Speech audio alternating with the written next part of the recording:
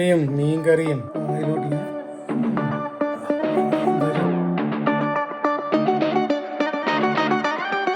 നമസ്കാരം ഫ്രണ്ട്സ്, ഞാൻ നിങ്ങളുടെ സ്വന്തം സുജിത്ത് വൈദ്യൻ. ഇന്ന് നമ്മളൊരു നാടൻ വിഭവം ഉണ്ടാക്കുന്നത് കാന്താരി വെച്ച് മീൻകറിയും അതിന്റെ കൂടെ പുഴുക്കുടച്ചതും. നമുക്ക് നേരെ വീഡിയോയിലേക്ക് പോകാം. കൂടുതൽ വിശേഷങ്ങൾ അവിടെ ചെന്നിട്ട് പറയാം. ആദ്യം നമുക്ക് കിഴങ്ങെല്ലാം കൂടെ പുഴുങ്ങാം.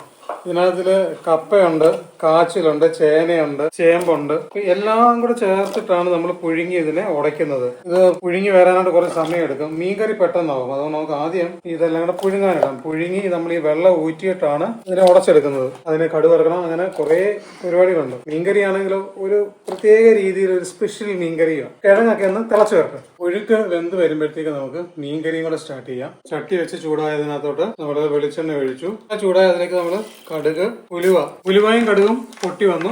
അതിലേക്ക് നമ്മൾ ചതച്ചു വെച്ചേക്കുന്ന ഇഞ്ചി, വെളുത്തുള്ളി, കൊച്ചുള്ളി, കാന്താരി, കറിവേപ്പില ഇത് ഇത്രയും ആദ്യം ചേർത്ത് വഴറ്റിയെടുക്കണം.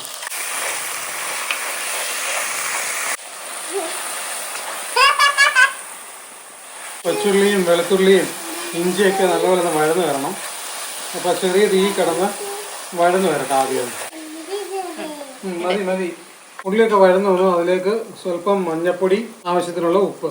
ഈ മഞ്ഞപ്പൊടിയുടെ കൂടെ ഒന്ന് പച്ചമണം മാറ്റിയിട്ട് വേണം നമുക്കിനി അടുത്ത ഇൻഗ്രീഡിയൻസ് ചേർക്കാൻ. ഇനി നമ്മൾ അതിലേക്ക് കുടംപുളിയും, അതായത് തോട്ടുപുളി, കുടംപുളിയും വെള്ളവും കൂടെ ചേർത്ത് ചെറുതായിട്ട് ആദ്യം ഒന്ന് വെള്ളം തിളച്ച് വന്നതിനത് വേവിച്ചെടുക്കാം. അതിലേക്ക് ഇനി നമ്മൾ തേങ്ങയുടെ രണ്ടാം പാലും കൂടെ ഒഴിക്കും. രണ്ടാം പാൽ ഒഴിച്ച ഉടനെ തന്നെ നമ്മൾ അതിലേക്ക് ഇനി മീൻ ആഡ് ചെയ്യുകയാണ്. ഈ രണ്ടാം പാലിൽ കിടന്ന് വേണം മീൻ വെന്ത് വരാനായിട്ട്. മീൻ വേവാൻ അധികം സമയം വേണ്ടല്ലോ. മീൻ വളരെ പെട്ടെന്ന് വെന്തു. ഇനി നമുക്ക് അതിനകത്തിൽ അവസാനമായിട്ട് ചേർക്കേണ്ട രണ്ട് ഇൻഗ്രീഡിയൻസിലൊന്നായ തേങ്ങാപ്പാൽ, തേങ്ങയുടെ ഒന്നാം പാലൂടെ ചേർത്ത് നമുക്കൊന്ന് ചുറ്റിച്ചെടുക്കണം. അത് ചുറ്റിച്ചെടുത്തിട്ട് ഇനി ഒന്ന് ജസ്റ്റ് ഒന്ന് ആവി വന്നാൽ മതി. തിളച്ച് കഴിഞ്ഞാൽ ചിലപ്പോൾ തേങ്ങാപ്പാൽ പിരിഞ്ഞും. അതുകൊണ്ട് ജസ്റ്റ് ഒന്ന് ആവി വന്നാൽ മതി. ഇറക്കുന്നതിന് മുമ്പ് നമുക്ക് ഇത്തിരി പച്ച വെളിച്ചെണ്ണയും കൂടെ ഒഴിച്ചു കൊടുക്കണം. ഇനി നമ്മളത് അടച്ചു വെക്കാം. ഇനി അടുത്തത് നമ്മൾ നേരെ ഇനി പുഴുക്കിന്റെ പ്രിപ്പറേഷനിലേക്ക് പോകാം. പുഴുക്ക് നല്ലപോലെ തിളച്ചു വെന്ത് വരുന്നുണ്ട്. അതിലേക്ക് നമുക്ക് ആവശ്യത്തിനുള്ള ഉപ്പ് കൂടെ ചേർത്ത് കൊടുക്കാം. പുഴുക്ക് നല്ലപോലെ തിള വന്നു, നമുക്ക് വെന്തു ഉണ്ട്. ഇങ്ങനെ എടുത്ത് നമുക്ക് തൊട്ട് നോക്കി അറിയുന്നുണ്ടോ വെന്ത് കപ്പയൊക്കെ പെട്ടെന്ന് ഉടഞ്ഞു വരുന്നുണ്ട്. ഇനി നമുക്ക് ഇതിനെ വെള്ളം ഊറ്റണം.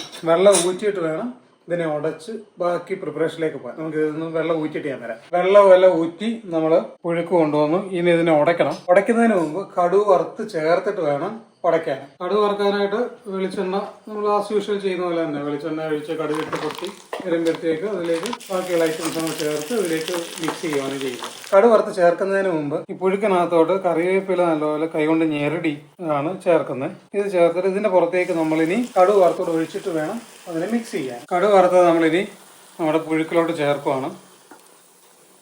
ഇനി നമ്മുടെ പുഴുക്കുമായിട്ട് ഇതെല്ലാം കൂടെ മിക്സ് ചെയ്യണം. മിക്സ് ചെയ്ത് ഉടച്ചെടുക്കുന്നതാണ് ഇതിലെ ഏറ്റവും പ്രയാസകരമായ കാര്യം. നമ്മുടെ പുഴുക്ക് ഉടച്ചെടുത്തു. മീൻകറിയും റെഡിയാണ്.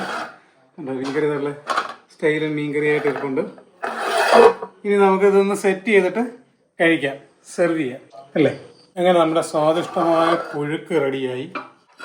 ഇനി നമ്മൾ ഇതിലേക്കാണ് നമ്മൾ തയ്യാറാക്കിയ മീൻകറി. മീൻകറിയും എല്ലാം സെറ്റാണ്.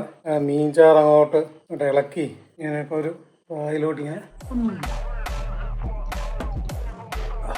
കാന്താരിയുടെ കാന്താരിയുടെ എരിവും മീനിന്റെ ടേസ്റ്റും പുഴുക്കും എല്ലാം കൂടെ ആയപ്പോണ്ടല്ലോ ഒരു രക്ഷയില്ല. അപ്പൊ നിങ്ങളിത് ട്രൈ ചെയ്ത് നോക്കുക. സൂപ്പർ ടേസ്റ്റാണ്, ഒരു രക്ഷയില്ലാത്ത ടേസ്റ്റ്. അപ്പൊ ഇത്രയും പറഞ്ഞുകൊണ്ട് ഞാൻ ഈ വീഡിയോ ഇവിടെ എൻഡ് ചെയ്യുന്നു. അപ്പൊ ഇനി അടുത്ത എപ്പിസോഡിൽ കാണാം. അപ്പൊ എല്ലാവർക്കും ടാറ്റ, ബൈ ബൈ. ഉമ്മ, തastecruiser സൈനിങ് ഓഫ്.